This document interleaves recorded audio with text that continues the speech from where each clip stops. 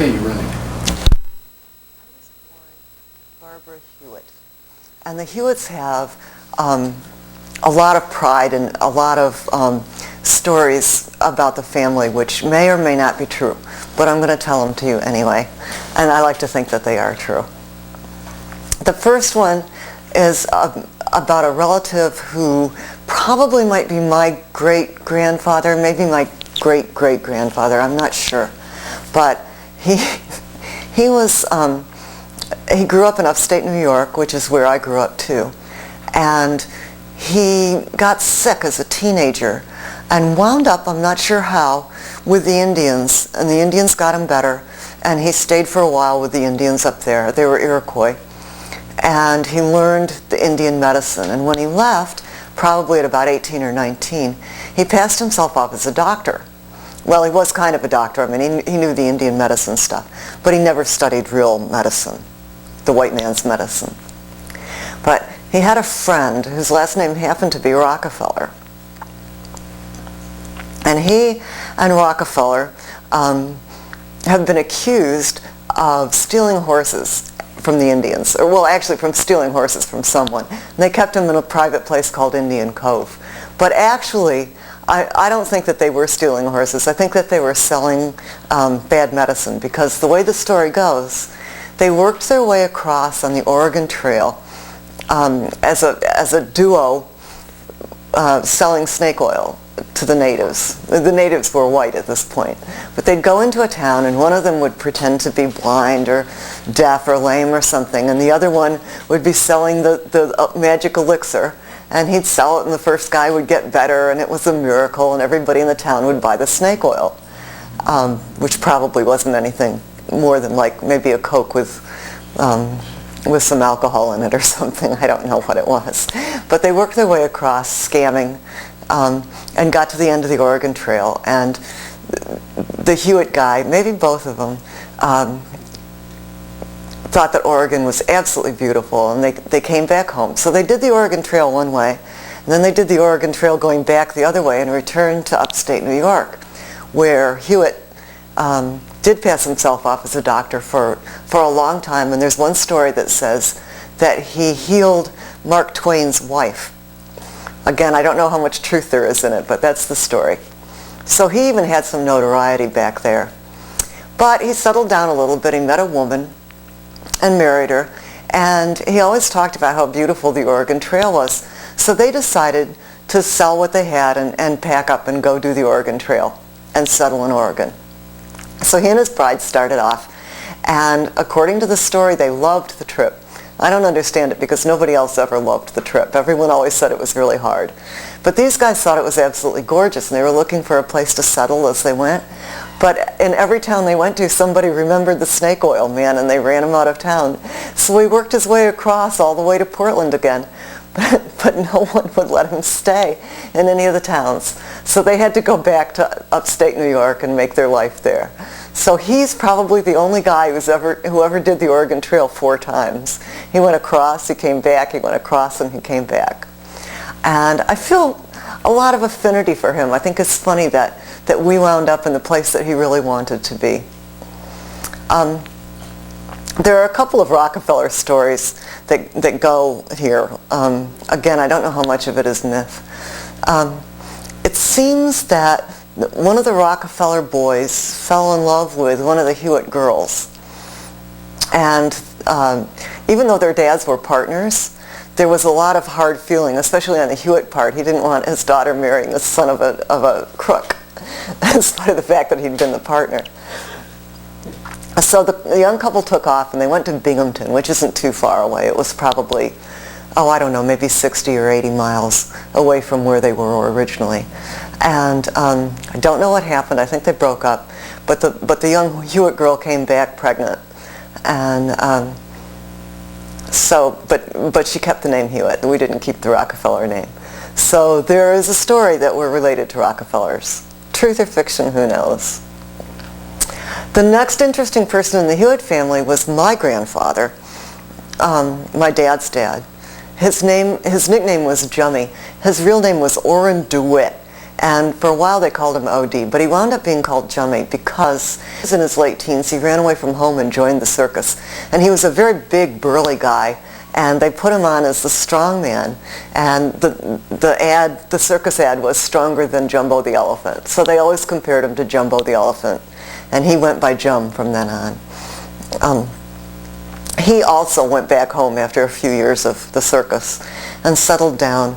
And he and his 4 brothers had a business called Hewitt Brothers, aptly, where they had the grain storage. So all the farmers would come in from the farms around and sell their grain to Hewitt Brothers, and Hewitt Brothers would store it, and the trains would come through, and they'd put it on the train. So they were the connection between the farmers and getting their product out around the country. And it was a very good business, but it was set up in such a way that the older boys wound up getting the company, and Grandpa, being one of the younger ones, didn't get any. But he stayed in Moravia, and he did work at Hewitt Brothers. So did everybody else. My father never worked there, but my father had brothers who worked there. And that was kind of the mainstay in Moravia. Hewitt Brothers was sort of like, it was the biggest business in town and probably the richest business in town. Now my dad was the next really interesting guy. My dad grew up in Locke, which is 4 miles outside of Moravia. Locke is where the family really was, but we consider it Moravia. Locke had about 300 people in it. Moravia had over 1,000. So Moravia was the big town for the people in Locke. So anyway, my dad grew up in Locke. Jummy, at this point, had bought a farm, and he was a gentleman farmer, as well as working at Hewitt Brothers. But they had a beautiful house. It's a sort of bed and breakfast kind of thing. And so my dad grew up kind of on a farm in this really nice house in Locke. But he had an uncle. One of Jummy's brothers was a state senator, and he just knew everybody in New York. So while my dad was growing up, one of the things that happened was that the house that Dad grew up in had a lot of weekend visitors from New York. Theater people would come, politicians would come, the mayor of New York came, all these famous people, writers would come, all these people would show up on weekends. And it was quite a lively crowd to be hanging out with. Well, Dad was, on the other hand, going to school Monday through Friday at this little schoolhouse in Locke, which only had 2 rooms, and they didn't separate grades. And Dad had an older brother, Jeff. He was 2 years older than Daddy. And Jeff would come home from school and teach Dad everything he'd learned that day. So when Dad was 5, on his 5th birthday, they put him in school, and he tested in 3rd grade. So they started him out in 3rd grade at 5. He flunked 3rd grade, but so did Albert Einstein. So we don't hold it against him much. But he went very quickly. He was very bright, and he had total recall. I think they call it an eidetic memory. He could read anything and remember it pretty much verbatim. And so he was a very good student. And he graduated from high school when he was 12. So he went to Cornell and flunked out of college before he was 13. So they had a college dropout on their hands whose voice hadn't changed yet. And what to do with him? Well, of course, what to do with him was to send him to work at Hewitt Brothers. All right, so he worked at Hewitt Brothers. But meanwhile, he's living in this situation where all these people are coming up from New York. And so he had a very kind of, he had kind of a skitsy sort of raising where he was barefoot in jeans from Monday to Friday, and then all at once it was like New York society on the weekends. It was a funny upbringing. But he had a lot of friends. He always stayed in that crowd a little bit. He had a lot of good friends who were, I wouldn't say they were real good friends. They weren't people he saw all the time. But he had some friends who were famous. He was friends with Clark Gable. He was friends with Eddie Duchin, who was a jazz musician you probably don't remember. He was friends with some writers. He was friends with Bennett Cerfs. And who was the guy who wrote Mike Hammer? I can't remember. Mickey Spillane. He was a friend of Mickey Spillane's. He had a lot of friends as he was older who were famous for one thing or another. And he dated, when he was in high school, he dated the little girl, I think her name was Darlene, who was on the Little Rascals. They went out for a while. But finally, they really didn't know what to do with him. He was becoming something of a juvenile delinquent. He, of course, could save all the money he made. Nobody else was saving anything. He bought the first car in town and wrecked it before the second one came in. At this point, he was probably 16. So they didn't know what to do with him. And the uncle, the state senator, who was the uncle? His name was Uncle Lewis. And Uncle Lewis got Dad an appointment to the Naval Academy. So Daddy went to Annapolis. He went quite young. He hated it, about as much as I hated prep school.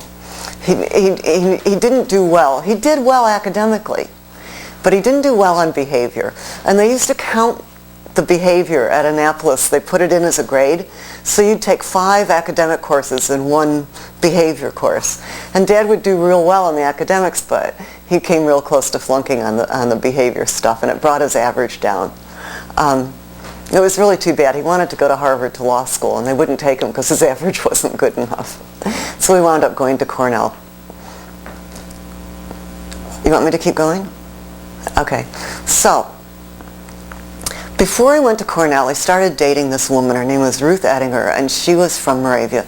And she was darling, apparently, and everybody liked her a whole lot. And they were very young. But he dated her all through the time he was in Annapolis, and they got married right after he got out. Oh, an Annapolis story. One of the things that happens at Annapolis when you're a junior, they take a trip around the world on a boat, on a ship. So Dad was sailing around the world, or puttering around the world, whatever it is they did, and he wound up in England in August of 1929, and there was a big crash, as you know, in October. Well, Dad telegraphed his father and said, England's in a recession, get your money out of the market. And this was a point when everybody had all their money in the market. It's very much like right now. And the market was going wild, and people were making a lot of money, and Grandpa Jum was making a whole lot of money in the market. But when he got that letter from Dad, he pulled everything out. And so when the market crashed in October, my grandfather was one of the richest men in New York State, simply because he had enough sense to get out of the market a little bit early. And he spent the next 2 years watching the market. That's all he'd do. He'd get up in the morning, he'd go down. They had ticker tapes at that point, and he would watch the ticker tape. And what he was waiting for was the market to really totally bottom out so he could buy in at the very low point. And he thought that it had reached the very low point, and he bought in on margin, which is what everybody was doing before 1929 in the crash. And there was another crash, but you don't know about it. No one even talks about it because Grandpa was the only one who really got hurt in it. But at that point, he had a stroke and died almost immediately. So that's what happened to Grandpa Jum. But I think it's sort of neat that a 19-year-old boy had had a good relationship with his father, good enough that he could tell his father what was going on and make a suggestion, and his father took it. I think that's really cool. Daddy married Ruth, and as I said, everybody adored her, and they were very young, and they had 2 children right away. They had Abby, and then they had Dick. Ruth was asthmatic, and when Abby and Dick were quite small, she went to the hospital, and they were treating her asthma, and they gave her an overdose of morphine, and she died in the hospital on I think it was Abby's 4th birthday, and she was buried on Dick's 3rd. And it was a very, very sad thing. So Dad was left. He was 26 years old. He had 2 little kids. And his heart was broken. So they moved in with Grandma, Jummy's widow, who's the only grandparent that I ever really knew very well. Anyway, he and the kids moved in with Grandma, and he sort of disappeared. He drank a lot for a year. And Grandma had the kids. She actually had them for almost 2 years. Anyway, that was the sad part of my dad's history. And I left out a piece. I'm going to go back real quick. He went to Cornell to law school. This is while he was married to Ruth and while the kids were babies. So he had a law degree, and he was ready to set up practice when Ruth died. So he came back, and he had a year of mourning, and he ran into my mother on the street in Syracuse. My mom had been Ruth's roommate in college. And anyway, he ran into her in Syracuse, and he started dating her, and they dated for a year or so, and then they got married. And it was a very difficult family thing, because there was a lot of feeling that Ruth was the real wife and Ruth was terrific, and there was just like a kind of a reaction against Mom, and especially because she was from Syracuse, which was considered the city, and she was considered a city slicker, and she always was. Everyone in Moravia always talked about her as if she were the woman from the city, and that was very suspect. But as far as the family went, Grandma really wasn't ready to give up those kids. She really kind of felt like they were hers. So there was a big conflict when the kids were little and it was early in the marriage. If Mom asked Dick to take out the garbage and he didn't want to, he'd just go stay at Grandma's for 3 days. And Grandma would support that. I mean, she really wasn't very good to Mom. And it's too bad, but that's how it is. So I heard all the Hewitt stories, but we didn't hang out with Hewitts very much. Anyway, Dad was now a lawyer. He just set up, he just started. And World War II broke out. And he never accepted a commission after he graduated from Annapolis because he hated the Navy. He really felt like he needed to go, it was important. That was a war that was very patriotic, and people were going in to serve, and he went in to serve. But of course, he went in with his degree from Annapolis, so he was immediately an officer. And he very quickly rose to lieutenant commander, which is just below, I think it goes lieutenant commander, commander, admiral. And he was lieutenant commander, and he had a big warship that he was on, and they had 7 little ships around it that protected the warship. So he was at a very early age, early 30s, he was actually in command of 3,000 men. And he came back from the war a hero. So he was a lawyer, and he was an ex-war hero. He was pretty hot. And everybody thought so. So that's who I grew up with, was Dad. You should tell how Grandma Hewitt made out after Jummy died. Oh, okay. All right. That's you got a feeling for Jummy. Jummy's wife was Gladys. That's Grandma. No, I'm sorry. It was Bertha. Grandma was Charlie's mom. Anyway, so my grandmother was Bertha, and we never really clicked. She was the only grandparent I really had. But I think the thing with Abby and Dick, and with my mom, I think my dad really didn't like her a whole lot. They didn't get along real well. And so we didn't see her a whole lot. She only lived 4 or 5 miles away, but I don't remember ever going there for a holiday. I mean, we'd go Christmas afternoon, we'd go over and say hello. She never gave me a present other than money. Ne'd stick $1 in an envelope or something. But she never showed much interest in me, or in Fritz, who was my little brother. So I never really got the grandparent thing. And I think that you guys are real, real lucky, all of you, to have good grandparents. It's something I missed and wished I'd had. So anyway, Dad married Betty, went off to war. But they used to come back. They'd bring the boats back to refurbish them or to clean them up, and they'd go into a port. And they never knew where the port was until just a couple days before they get there. So Mom would get these telegrams from Dad, and it would say, "Come to Norfolk, Virginia at once." And she would. And sometimes she'd take the kids. But they would go to different ports all the time. So she was always, running down to see him someplace or other. Norfolk, Virginia was a story I really liked. It was Thanksgiving.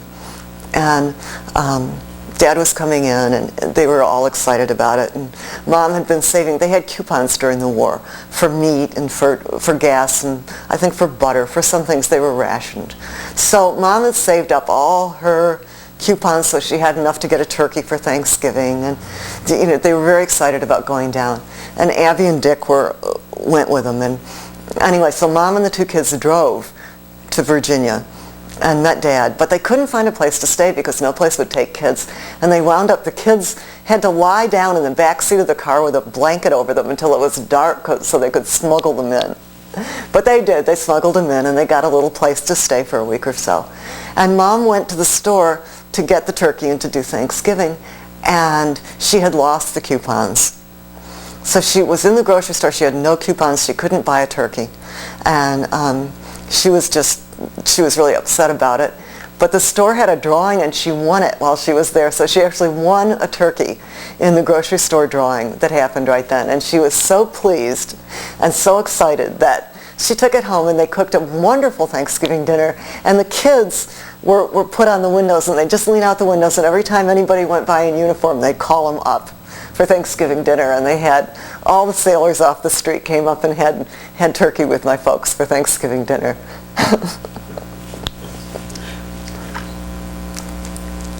That was Mom. Mom was like that. Gladys, I want to tell you about Gladys real quick and be done with it. Gladys she was okay. I guess she was okay. I just really never had a lot of contact with her.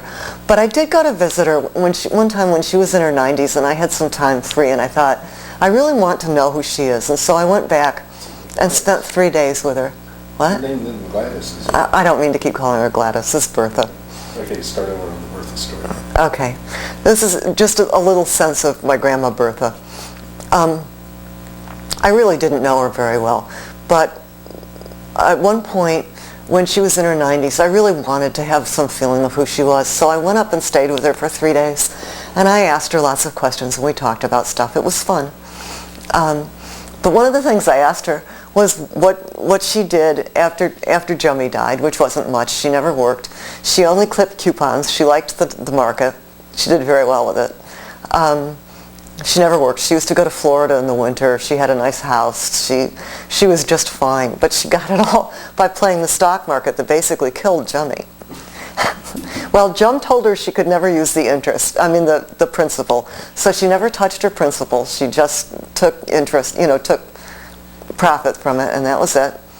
And she was funny. I asked her a bunch of things. She lived 43 years longer than Jummy.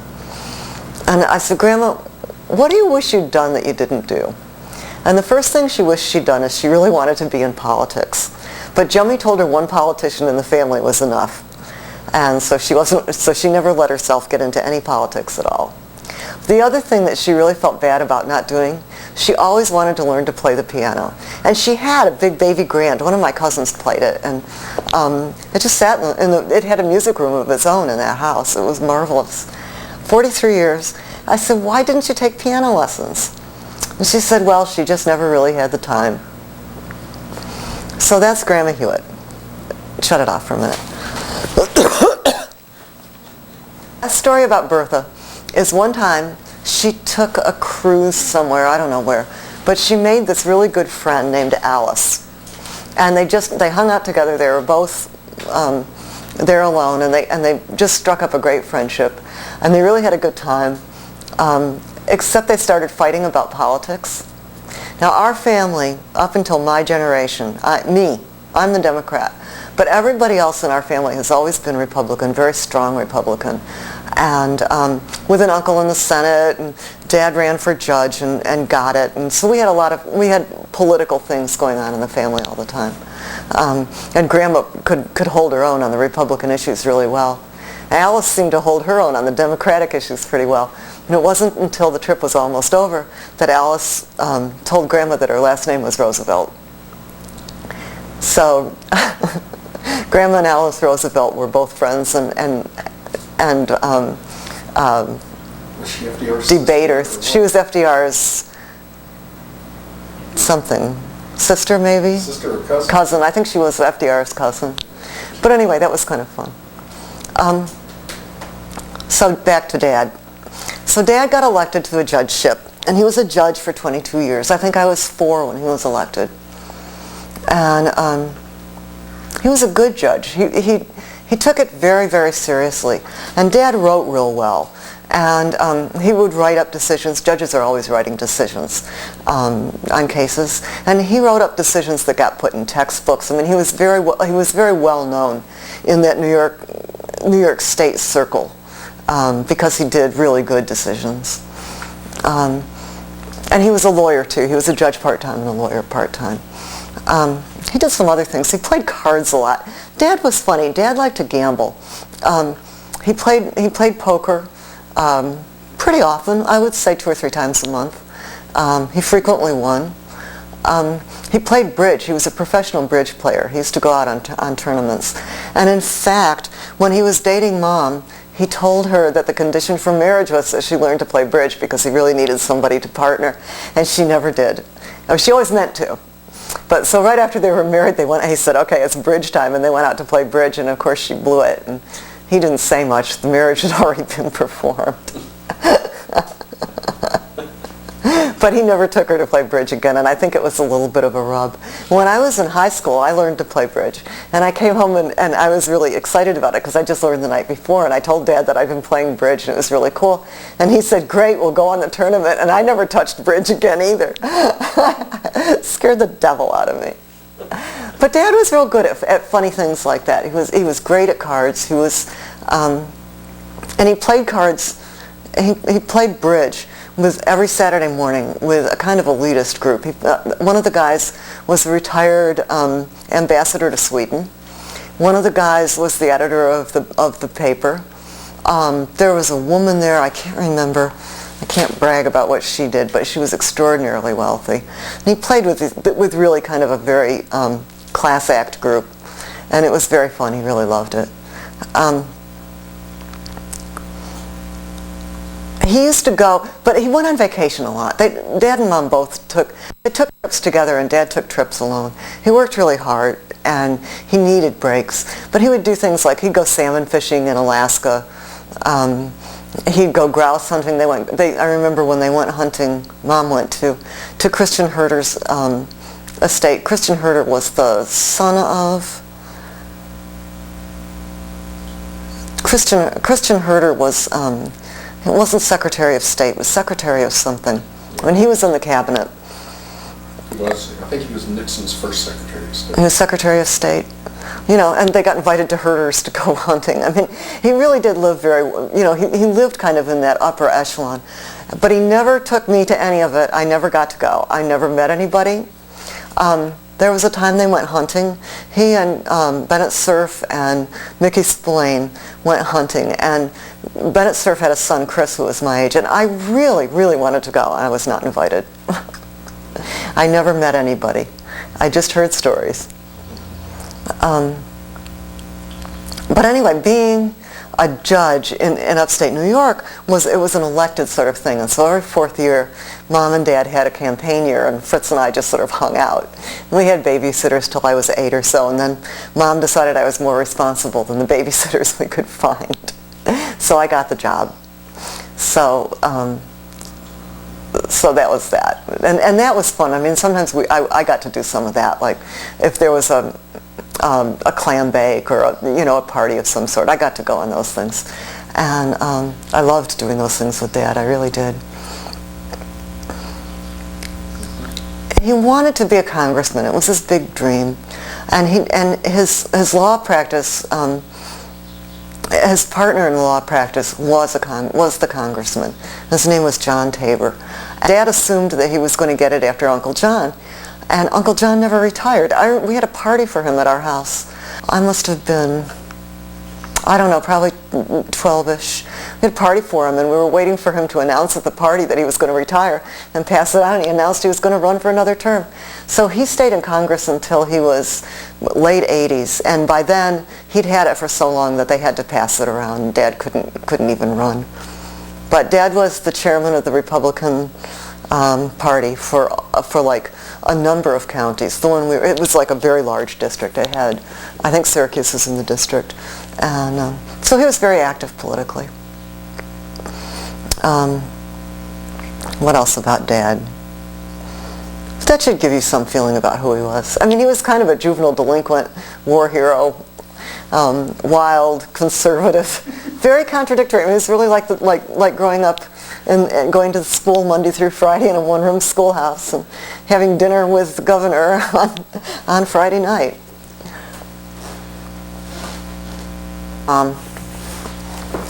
Mom grew up in Syracuse, and she had 3 older brothers.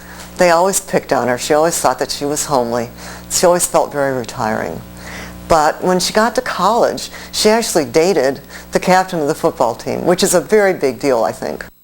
And really was in love with him. His name was Jack. When they graduated, Jack told her he loved her a lot, but he was going to take off. So he left, and she was heartbroken, and she got a job working for Arm & Hammer, actually. And she just figured she'd never marry. I don't think she dated much at all. She lived with her mother. But she ran into Dad downtown Syracuse, and they started dating. Now, she'd known Dad because Ruthie, his first wife, was her roommate in college, and she thought he was sort of a dope. But, but she ran into him, and he asked her out, and they started dating, and she didn't think he was a dope after a while. She really loved him. And they got married. She was 29 when she got married. She was 32 when I was born, and 36 when Fritz was born. She was very kind in a funny kind of way. I think I got some of this from her. She would do things like make lunches for the garbage men. She really put herself out for the underdog a lot. And she was always she took a lot of kid-oriented jobs, like she was our brownie leader. We were horrid to her. I was awful. I don't know why she did it. She was crazy. But she did brownies, and she was the president of PTA. And they still called her, it's like, you ask who's the president of PTA, and they'd say that city woman. She never really got to be sort of like totally accepted in Moravia. Moravia was a hard nut to crack. Of course, I was born there, so I was fine. But I was aware of the fact that I came from that city woman.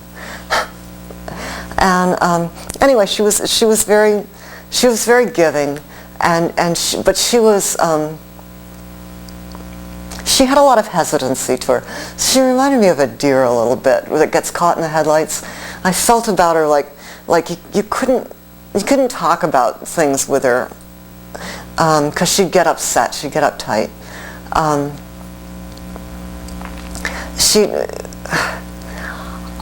I don't know, she was hard to share things with. She liked to shop, she wore great clothes, and she was funny and she was fun, except that I never felt that I could talk to her. She wasn't really a good confidant, but she was a wonderful grandmother. She loved Liz and Bren dearly, and they loved her, and I was really glad. And I loved her too. She really was a lovely person. That's it on Mom, I think. If I think of some more stuff. Tell us about the Jacobsons. Okay. Mom was a Jacobson. Her name was Elizabeth Jacobson. And she grew up in Syracuse. And she had 3 brothers. One of them lived nearby. Well, 2 of them stayed in the area. One of them died fairly young, Carl. He was a banker. But the other 2 lived around, and so on holidays we had Jacobson holidays. We never had Hewitt holidays. But it was fun. Holidays were great. Uncle Bill and Aunt Marge and Annie would come. Uncle Bill was my mom's brother, and Aunt Marge was his wife, and we just adored her. She was wonderful. And she and Mom were tight. But all the women would go out in the kitchen and cook, and all the guys would go into the den and watch TV, watch the football game. And I got, being a kid, I got to go between the 2. So I'd hang out in the kitchen and be one of the girls and help cook and do all that. And then I'd run in the den with crackers and beer and sit on Dad's lap for a while and just go back and forth. It was very fun. I loved those holidays. I think we all did. The Jacobsons were a funny family. I think I got them. Annie, my cousin Annie was here not too long ago, and she thinks that Grandpa was born in the United States, but if he was very small when he was born here. And he was the maitre d' at some fancy restaurant in Syracuse, and he had that until he got sick. And he was sick for a really long time. What else about him? But anyway, they kind of had an immigrant's feel to them. I guess they were both second generation. I think Grandma was born here too, but they were both German. Grandpa hated being German during the war and told everybody he was Danish, which he may well have been. They sort of came from a piece of territory that was right on that border, and the border went back and forth a whole lot. So it might have been Denmark when he was born there. But anyway, we're either German or Danish, depending on where the line is. That grandma died when I was 8, and she had cancer, and she came and stayed at our house for the last couple months of her life, and Mom took care of her. So she was in the room next to me, and I adored her. But when she died, I didn't go to the funeral. I didn't really take part in any of the closure things that happen around a death, and so I really was kind of left up in the air. And it occurred to me a few weeks after she died, or sometime shortly after she died, that I was never going to get to go to her house again. And down the street from her, there was a family of kids. There was a girl my age and a boy a couple years older and one a couple years younger. And I just adored them, and I played with them whenever I went to Grandma's. And I realized I was never going to see them again. And I felt really bad about it because I loved them dearly. Someone had told me, not too long before that if you dug a hole straight down and you dug it far enough, you'd come out on the other side of the earth and you'd be in China. So I thought, well, maybe if I dug with a slant, I could come out in Syracuse instead. So every night for a while, I'd go to bed, and I'd lie in bed and I wouldn't fall asleep. I'd keep my eyes open until everybody in the house was asleep and the moon would come out, and then I'd sneak out and I'd go up in back of the barn and I'd start digging my hole. And I worked on it every night. Well, some nights I was so tired I just couldn't keep my eyes open and I'd fall asleep. But in general, I worked on it every night. And I'd go out and I'd dig and I'd dig and I'd dig.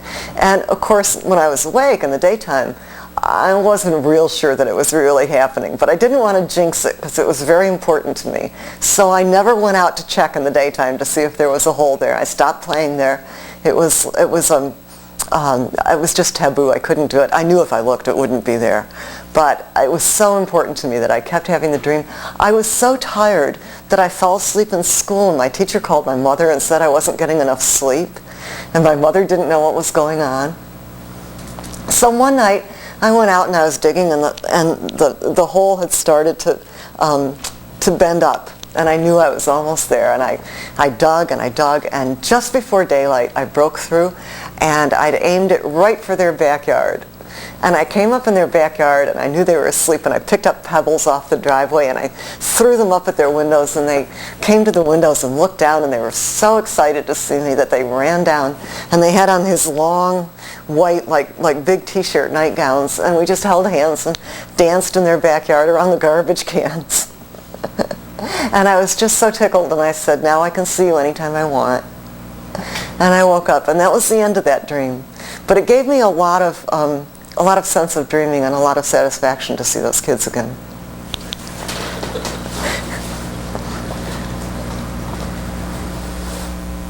Okay, so I grew up with these two parents. I mean, both of them were really, really smart. Dad knew everything. Mom didn't know everything, but she was funny. So we had wonderful dinners. We had a huge dining room, and it had a candelabra over it, and it was very formal. It was a huge Oriental on the floor, and Dad wouldn't eat with paper napkins, so Daddy always got a cloth napkin. The rest of us got paper. But he had cloth napkins. And we had a little patch of asparagus up in the back, and it was just enough for Dad. So whenever asparagus was in, I'd run up and cut Dad's asparagus. I don't think we ever got any of the asparagus either. But we had wonderful, wonderful table talk. Dinner was really good. It was pretty general, although it tended towards politics and literature, I think, mostly. During dinner, and then anybody who wanted to be excused could be excused, and people who wanted to stay could stay. And so what would happen is, like when I was little, I would excuse myself, but the older kids would stay and they'd talk about something that they wanted to talk about. And as I got older, I would stay too. And it was fun. I mean, you could throw something on the table and people would we talk about it. It was great. Except I remember one time that was really hard for me. I was definitely in grade school. I was probably maybe 3rd grade, maybe 4th grade. And I had a problem. Charlene was my best friend, and Charlene sat next to me, and she was copying my paper on a math quiz. And she cheated on the test, and I knew that she cheated. And I knew that cheating was wrong, but I felt a lot of loyalty to my friend. So I stayed after dinner, and I put it on the table, and I said, should I be loyal to my friend, or should I tell on her, should I tell the truth? What was the right thing? And Dad said, you know what the right thing is. You just ask yourself what the right thing is, and you'll do the right thing. And it's funny, that stayed with me my whole life because I didn't know what the right thing was. And thinking about it didn't make it any clearer to me. And I left, that experience sort of left me feeling like I didn't have as strong a moral compass as most people had. That it left me with a feeling that I should have known. And I felt incomplete with it. I felt I felt like I didn't know things other people should know. And a million years later, when I think it was maybe the last time I saw my dad feeling good, I asked him about that one, or I told him about it, and he felt really bad that that's what I came away with, because what he meant me to come away with was really just making my own choice and going with it. He wasn't trying to tell me. I mean, he didn't feel like he was telling me that I didn't have a moral compass. I think he felt like he was telling me that whatever I chose would be the right thing. But he was a hard dad to have because that sort of thing happened. He was competitive. It was hard to be competitive with him.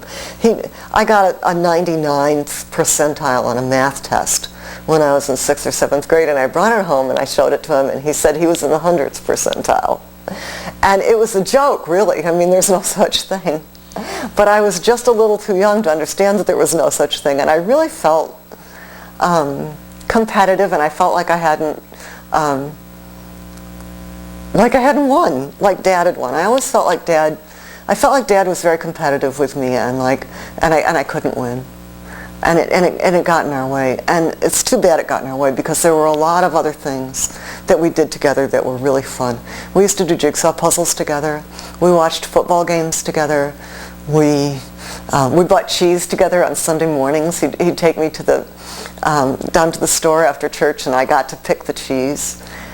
Because, I mean, what they said was that I had really good taste in cheese and that I always knew the right wheel.